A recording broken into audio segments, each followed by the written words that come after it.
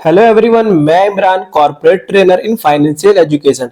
आज हम लोग NISM वीए mutual fund distribution exam में आने वाले रिपीटेड क्वेश्चन डिस्कस करेंगे जो एग्जाम पॉइंट ऑफ व्यू से बहुत इंपॉर्टेंट है। Which exam has to be clear to get the employee unique identification number from AMFI. AMFI से यूआईएन नंबर लेने के लिए कौन सा एग्जाम पास करना जरूरी है? पहला ऑप्शन है SEBI 5A mutual fund distributor certification exam. दूसरा AMFI 5A mutual fund distributor certification examination. तीसरा NISM 5A mutual fund distributor certification examination. चौथा NISM 5B mutual fund certification examination foundation. तो राइट आंसर है 3, क्योंकि हम लोग किसके लिए प्रिपेयर कर रहे हैं? NISM 5A mutual fund distributors examination.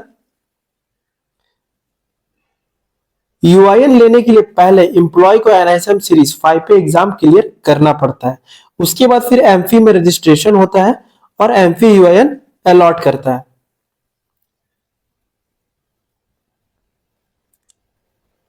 Who manages the contribution from investor and takes investment decision in a mutual fund company? Mutual fund में इन्वेस्टर का पैसा कौन मैनेज करता है और इन्वेस्टमेंट डिसीजन कौन लेता है? ऑप्शन है the investor, the trustee, the asset management company AMC, the sponsor. तो इसका राइट आंसर है assets management company. Mutual fund structure में एएमसी सबसे इंपॉर्टेंट रोल प्ले करता है। एएमसी के पास फंड मैनेजर और रिसर्च टीम होती है जो डिसाइड करता है कौन सा स्टॉक खरीदना है, कौन सा बॉन्ड खरीदना है, कब बाय सेल करना है, पोर्टफोलियो का एलोकेशन क्या होगा, ये सारा कुछ डिसाइड एएमसी करता है। Identify which among the following is the first step in the sequence of creating a mutual fund product. Mutual fund product launch करने की प्रोसेस में सबसे पहला स्टेप क्या होता है? तो ऑप्शन है launching the new fund offer NFO. NFO तो सबसे बाद का प्रोसेस हो गया। Filing of scheme information document SID with SEBI for observation. Launch of advertising and public relation campaign by AMC. और चौथा ऑप्शन है approval of trustee and AMC board for the new product and drafting of SID. तो इसका right answer है fourth number वाला, approval of trustee and AMC board for the new product and drafting of seed. Mutual fund scheme launch करने से पहले एक proper approval process होता है जिसमें पहले ट्रस्टी एंड एएमसी अप्रूवल जरूरी है, फिर उसके बाद डॉक्यूमेंट प्रिपरेशन होता है, सीड प्रिपरेशन होता है, फिर सेविंग के पास जाता है, फिर एडवर्टाइजमेंट पॉलिसी लगता है और एनएफओ लॉन्च हो जाता है। The investment object of a dash is to seek capital appreciation। कौन सा म्यूचुअल फंड कैपिटल एप्रिसिएशन यानी वेल्थ ग्रोथ के ऑब्जेक्टिव से इन्वेस्ट करता है?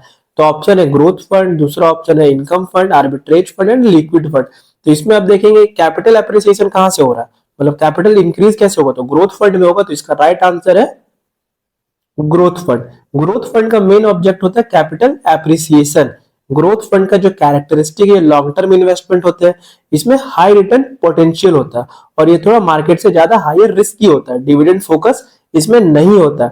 डिविडेंड फोकस नहीं, इसीलिए तो ये कैपिटल को ग्रोथ करा पा रहा है, अप्रिशिएट करा पा रहा है। For unit of equity linked saving scheme ELSS the lock in period is.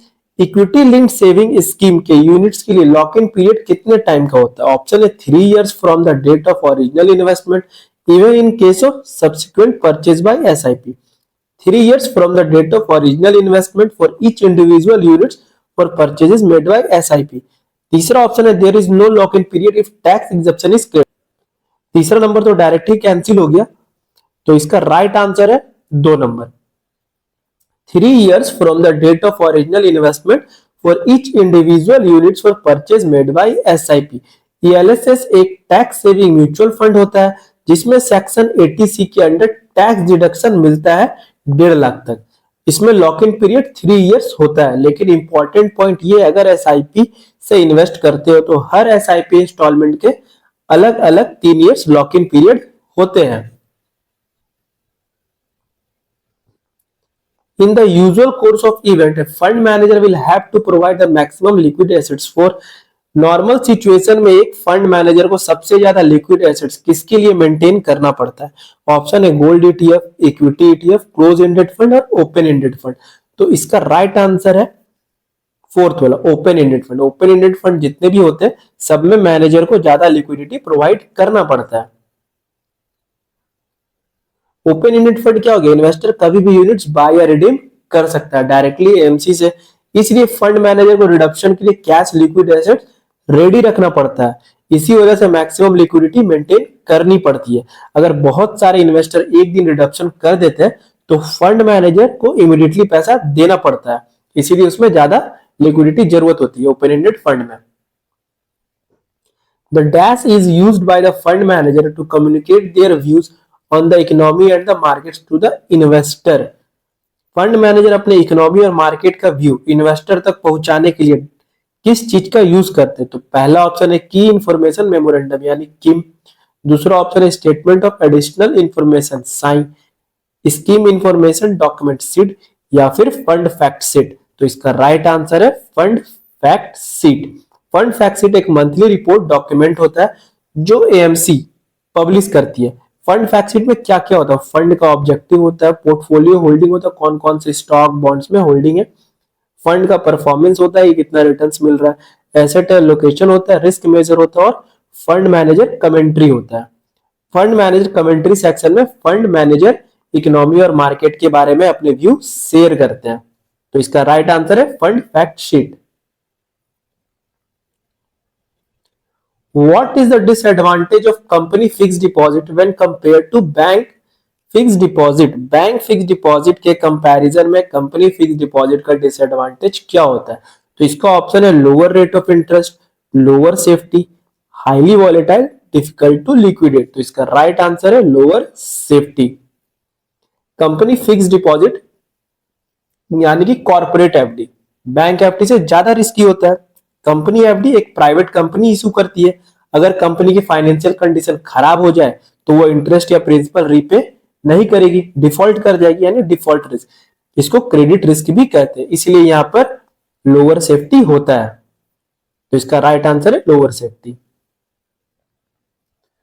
The equity share price of gold mining companies can depend on, gold mining company के इक्विटी शेयर किस चीज पर डिपेंड कर सकते हैं, तो इसमें ऑप्शन है the gold reserves of the company, the operational efficiency and management of the company, international price of gold.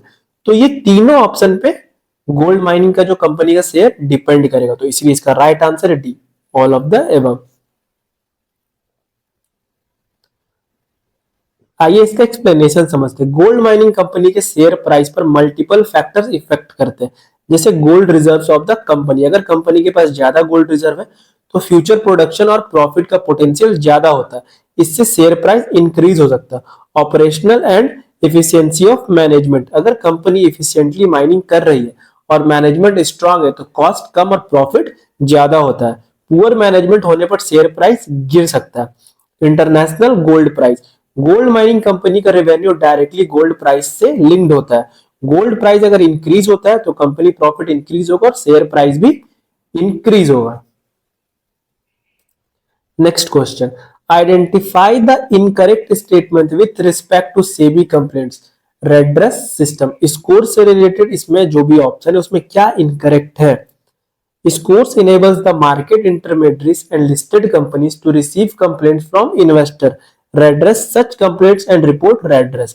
दूसरा ऑप्शन है Scores is a web based centralized governance redress system। तो ये तो राइट है, इनकरेक्ट नहीं है, first भी right है। Scores is completely online so an investor cannot lodge a physical complaint, यही फॉल्स है क्योंकि ये इन्वेस्टर फिजिकल कंप्लेन कर सकता है। If an investor lodge a physical complaint, then such complaints are scanned and then uploaded in Scores for processing। ये भी right है, तो इसका राइट आंसर हो जाएगा 3 नंबर। वही एक ऐसा ऑप्शन है जो इनकरेक्ट है, Scores is completely online so an investor cannot lodge a physical complaint, ये रॉन्ग स्टेटमेंट है। क्यों? क्योंकि Scores एक वेब बेस्ड सेंट्रलाइज्ड प्लेटफॉर्म है जहां इन्वेस्टर अपनी कंप्लेंट रजिस्टर कर सकते हैं, लेकिन एक इंपॉर्टेंट पॉइंट ये है कि सिस्टम ऑनलाइन तो है पर फिजिकल कंप्लेंट भी सबमिट की जा सकती है। उसका क्या प्रोसेस है, इन्वेस्टर सेबी ऑफिस या इंटरमीडियरी के फिजिकल कंप्लेंट देता है, कंप्लेंट स्कैन की जाती है, जो कंप्लेंट का जो कॉपी होता है फिजिकली उसको स्कैन की जाती है, उसके बाद स्कोर्स पोर्टल पर अपलोड करके प्रोसेस किया जाता है, इसीलिए फिजिकल कंप्लेंट भी होता है। Next question, identify the false statement with respect to a new fund offer. NFO से रिलेटेड इसमें कौन सा फॉल्स स्टेटमेंट है? A close ended mutual fund NFO will have a NFO opening date, NFO closing date and a scheme reopening date. ये हम लोग पढ़ चुके हैं कि क्लोज एंडेड में कोई भी स्कीम रिलेटेड ओपनिंग डेट नहीं होता, तो ये ऑप्शन फॉल्स है। दूसरा ऑप्शन है open ended mutual fund NFO will have a NFO opening date, NFO closing date and a scheme reopening date. तो ये ट्रू लाइन है, तो इसका राइट आंसर हो जाएगा ओनली वन इज फॉल्स। क्यों? क्योंकि close ended mutual fund NFO period में ही यूनिट इशू करते हैं। एनएफओ के बाद स्कीम रीओपन नहीं होती है। इन्वेस्टर बाद में स्टॉक एक्सचेंज पर यूनिट बाय सेल करते हैं, एएमसी से डायरेक्टली नहीं कर सकते, इसलिए स्टेटमेंट वन फॉल्स है। अगर आप म्यूचुअल फंड एग्जाम की प्रिपरेशन कर रहे हैं तो हम आपको सिर्फ एग्जाम के लिए नहीं बल्कि पूरी जर्नी के लिए प्रिपेयर करते हैं। ट्रेनिंग, मॉक टेस्ट और प्रैक्टिकल गाइडेंस के साथ एआरएन के बाद का रियल गेम एयूएम बिल्ड करना होता है, और उसमें भी हम आपको स्टेप बाय स्टेप गाइड करते हैं। अगर आप सीरियस है अपने फाइनेंशियल करियर को लेकर तो आप हमसे कांटेक्ट कर सकते हैं।